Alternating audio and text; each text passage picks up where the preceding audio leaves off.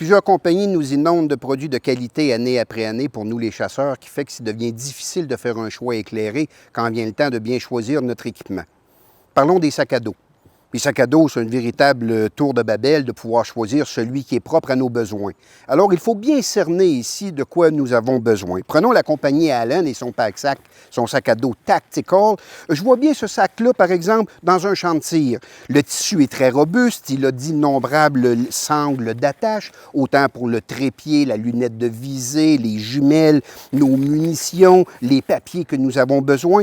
Et en plus, il est confortable sur le dos. J'aime deux petites caractéristiques du Tactical. Une poche sur le dessus d'un tissu très doux et soyeux pour y mettre, par exemple, nos lunettes de tir pour éviter des égratignures.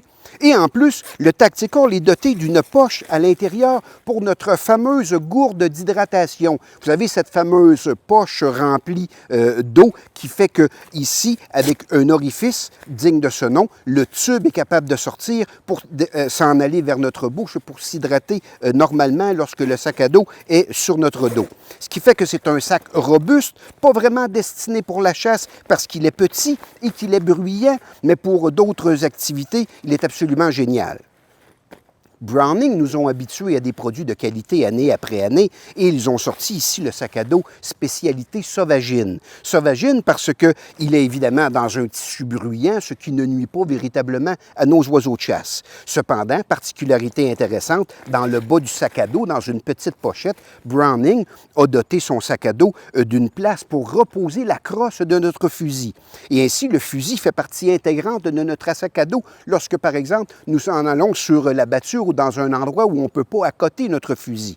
Et système ingénieux, ici une sangle à poussoir qui vient emprisonner le canon du fusil, permettant de sécuriser l'arme sur notre dos.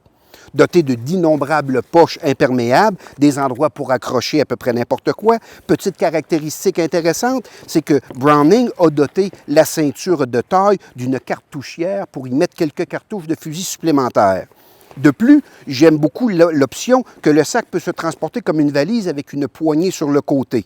Et petit ajout intéressant chez Browning, ils ont doté le sac de grandes sangles détachables qui vont servir de gibecière pour transporter notre gibier d'eau à la maison.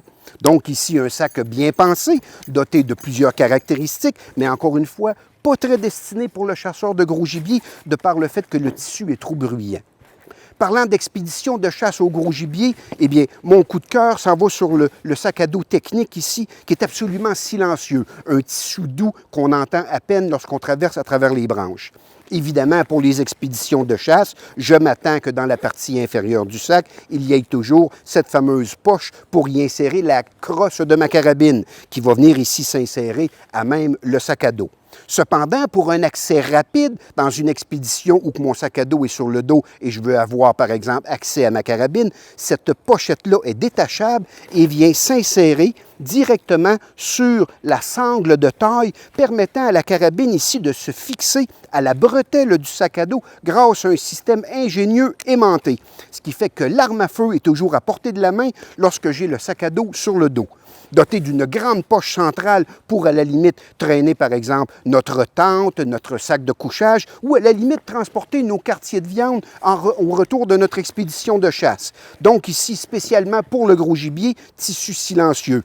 Pour le champ de tir, très robuste, avec d'innombrables pochettes, ou pour le sauvaginier, une fois nos besoins bien cernés, nous serons en mesure de faire un choix beaucoup plus éclairé pour un sac à dos pour notre spécialité de chasse.